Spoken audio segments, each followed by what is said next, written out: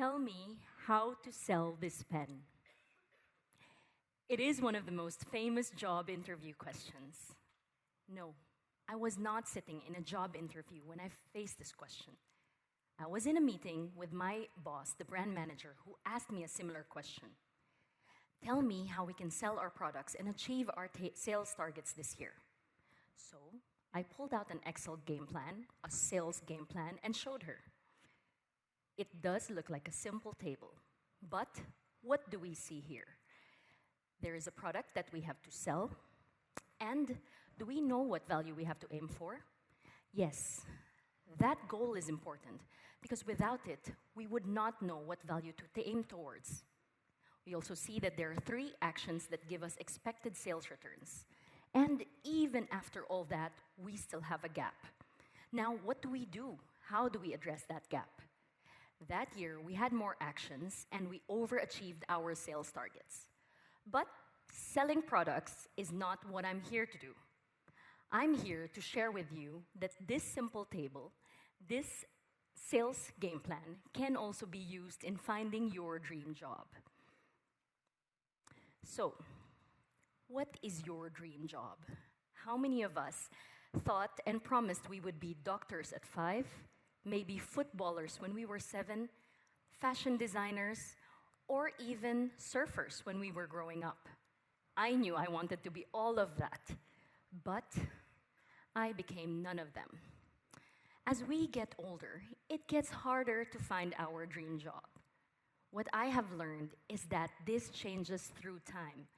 We can define and redefine our dream job. Although I told you in the beginning that the sales game plan can be used as a guide in finding your dream job. So what is a game plan? This is probably the first image that comes to mind. A game plan is a strategy in achieving an objective, as in business or in one's personal affairs.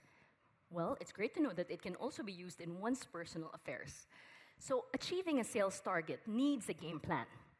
And achieving any objective can have a game plan.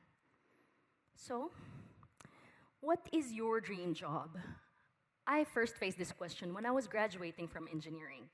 I was like most students. I was lost. I did not know what I wanted, but I could more easily define what I did not want to do. What I did not want was to do a supply chain role where all of us engineering students were being hired for. I understood that because I did an internship in a big global company, and every day at work, I wanted to cry. So, what did I want? What was my dream job? Well, even before asking this important question, are there questions we should first ask ourselves? Let's pull out our game plan. So this time, we know that it is important to understand the product, and the product that we have to sell is you. So the first question is, who am I? Very difficult question, but it is important to understand you. At that time, I knew I liked to deal and talk to people and understand them. I also knew that my profile as an engineer was only being hired for supply chain roles. But I thought, maybe as an engineer, it's a different mindset which could be applied to many roles. Although I knew I was competing with a lot of different students that had the discipline for what I wanted to do. So, what was my goal? I needed to find something that I would much better like than supply chain. So I spoke with family and friends to try to understand a bit better what I wanted, and I thought, maybe I would get a marketing role. So, I applied to so many companies, and guess what? I got rejected in every single one of them for marketing. Well, I understood that there was still a gap. I did not have marketing experience. So, I started to look for marketing experience. I started to join marketing competitions of big companies. And little did I know that one company had a recruitment marketing competition, and that was how I got hired for my first marketing role. So, this question, what is your dream job? All of us face it again and again in our careers. And I think the last time I faced it was when I moved from one country to another.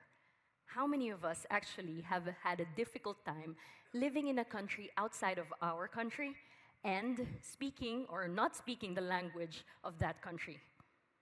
I think a lot of you can relate. So that time, it was really that moment what I felt. Some changes are changes that we choose, but there are moments when circumstances force us to change.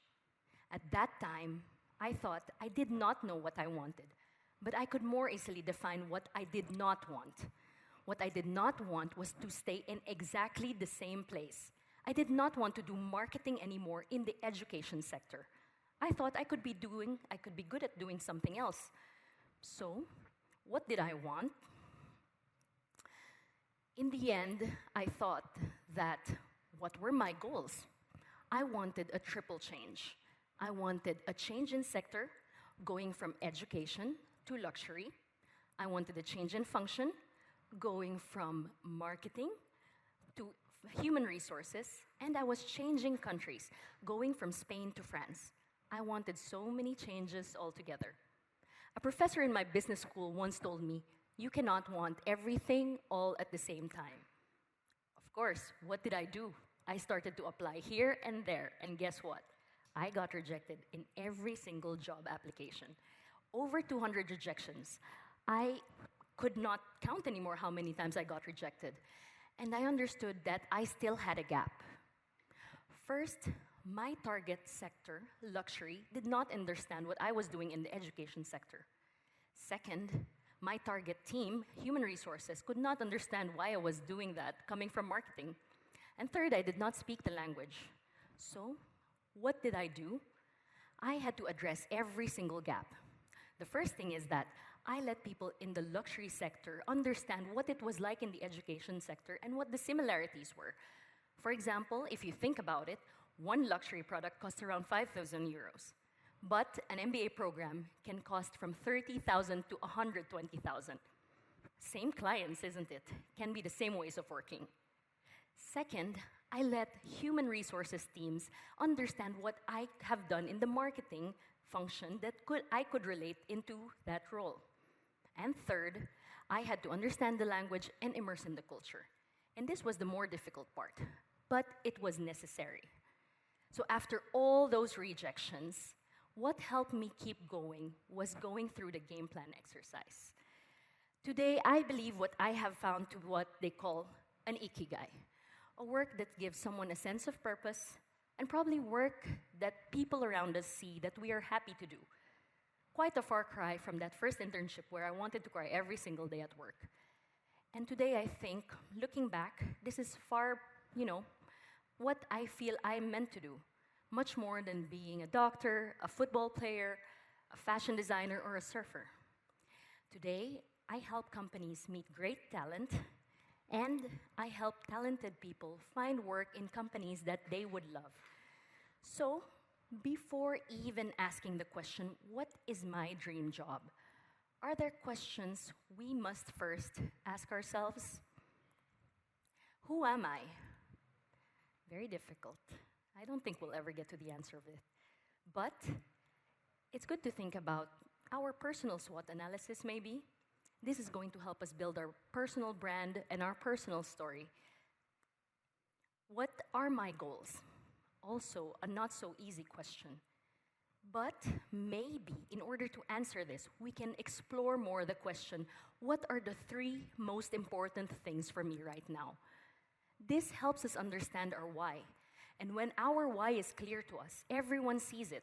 Recruiters know why we are the perfect person for the job, simply because we know why we are perfect for the job, it's ourselves. And, more importantly, we will find a job that we actually like because we've held up to what was really valuable to us. What is my gap? This helps us think through our actions and if they are actually tied to our goals. Now, if not, we should not even waste time. So, before answering the question, what is my dream job? There are questions that we must first ask ourselves. So, today, I hope this is helping us get to our dream job, or maybe thinking through what our dream job is like. Today, an average person holds around 12 jobs from 18 to 60. That means about changing jobs every 3 years. Now, if you look at the younger population, people from 18 to 24, they're changing jobs every single year. We're going to go through change in a faster, more global, and more uncertain way. Today, I'm 33. I've had 3 jobs in 10 years, 3 different countries, 3 different languages. And I will still continue to change. Now, in my role in the past years, this has allowed me to speak to thousands of people who are asking me how to change. What do I do next? How do I change from one thing to another? And this is where I ask them, well, what do you want? That's where I receive a blank stare and they tell me, I don't actually know what I want. That's fine. We all might not even get to the end of this answer. But we know that before we are able to answer this question, what is my dream job? There are questions we must first be able to answer. How well do you know you? What do you value? The good news is that in finding what we want, there can be a method, a game plan that can be thought about and acted on. And before even going into action mode, pull out that game plan and dream again and again. Our dream job has a game plan. Our life goals can have a game plan. Thank you.